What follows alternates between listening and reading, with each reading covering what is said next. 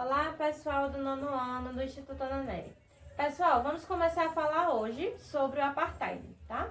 A gente começou a falar aí, no caso, sobre algumas coisas que aconteceram no continente africano, né? Como, por exemplo, a Conferência de Berlim, entre outras coisas. E agora a gente vai falar um pouquinho sobre o apartheid aqui na página 131.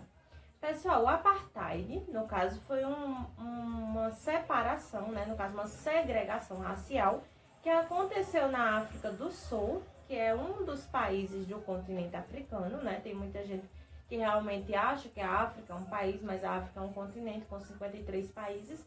A África do Sul é um dos países mais ricos, né, da África. E, no caso, essa segregação racial, essa separação entre negros e brancos, realmente se tornou lei, né? Durante um período aí de 1948 a 1991, lá na África do Sul. Então, dessa forma, a segregação racial, ela se tornou aí, no caso, notória, né, por todos os outros países, devido à interferência também que a ONU teve nessa segregação aí. Vamos começar a entender. A página 131 diz assim: a União Sul-Africana formou-se em 1910.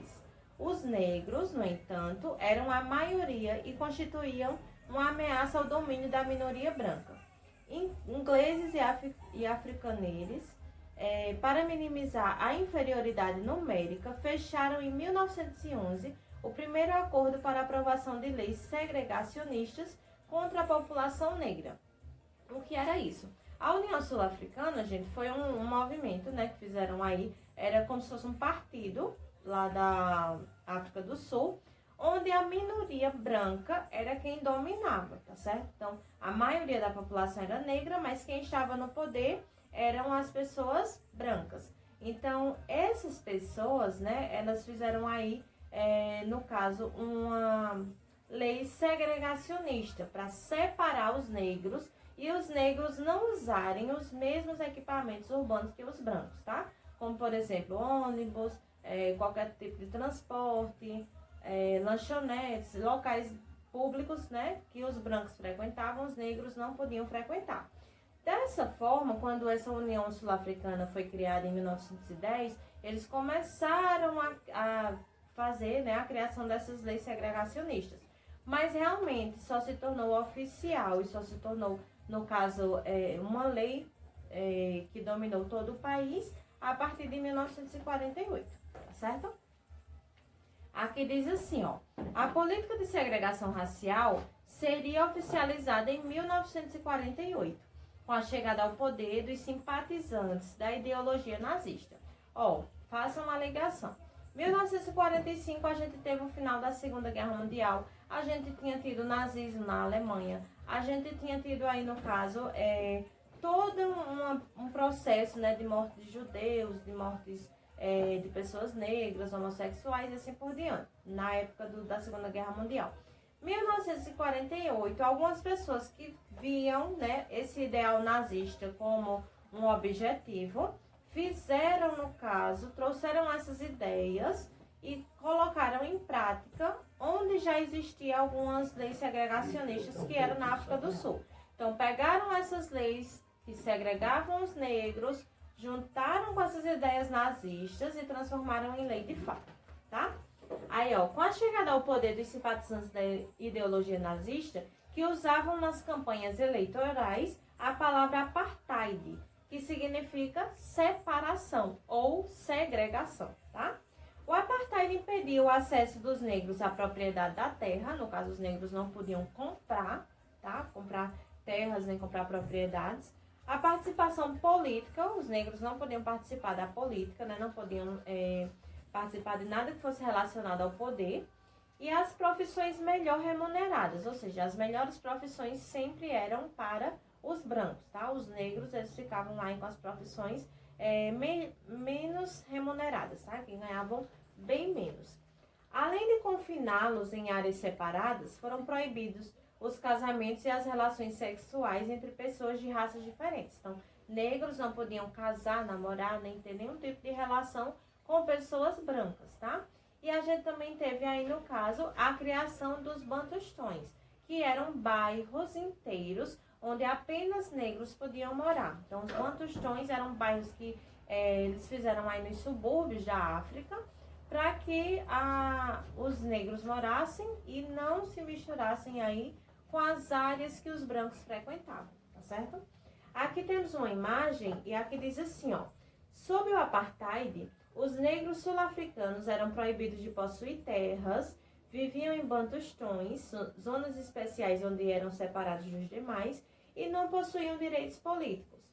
Na foto, o massacre de Sharpeville, que foi uma manifestação pacífica, ou seja, os negros, né, queriam realmente protestar pacificamente. Os negros protestavam contra uma caderneta em que estava escrito aonde eles poderiam ir. Então, os negros receberam uma caderneta e nessa caderneta dizia onde podia ir, onde não podia ir, o que podia fazer, o que não podia fazer. Então, os negros começaram a protestar pacificamente, porém, a reação do poder, né, foi contrária. Eles vieram e mataram realmente inúmeros negros aí em plena praça pública, né, com rajadas aí de metralhadora. Depois desse massacre de Sharpeville, foi que a ONU começou a perceber o que estava realmente acontecendo aí na África do Sul e veio intervir, tá? Aí aqui, ó, a polícia respondeu com rajadas de metralhadora. Foi a primeira vez que a opinião pública mundial focou sua atenção no apartheid. A libertação de Nelson Mandela, preso em 1962, gente, Nelson Mandela, ó, tem um textinho aqui do lado, um texto complementar falando sobre ele, tá certo? Nelson Mandela foi uma pessoa que liderou, no caso, movimentos aí para o fim do apartheid, tá? Então, no caso, ele foi um líder, ele era uma pessoa negra que lutava a favor dos negros, né, para a libertação aí do apartheid, do fim dessas leis segregacionistas, tá? Então, ele foi preso em 1962. Aí aqui diz assim, ó: a libertação de Nelson Mandela, preso em 1962, tornou-se uma das principais bandeiras do movimento contra o apartheid. As tímidas mudanças promovidas pelo então presidente Pieter Botha em 1986 foram seguidas de reformas mais profundas, articuladas a partir de 1989 por seu sucessor, Frederic de Klerk. De Klerk revogou uma a uma as leis racistas de apartheid. Então, ó, o presidente Pieter Botha, né, já começou a fazer algumas leis aí para acabar com o apartheid, mas ainda eram pouquíssimas mudanças. Depois, Frederic de Klerk veio e foi revogando, ou seja, anulando todas as leis que separavam aí os negros dos brancos. Aí, em fevereiro de 1990, Nelson Mandela, né, foi colocado em liberdade após 28 anos de prisão. As reformas de Frederic de Klerk, que era o presidente da época, apoiadas em plebiscito, ou seja, uma votação da população, realizada em 1992, foi a última consulta popular restrita à população branca.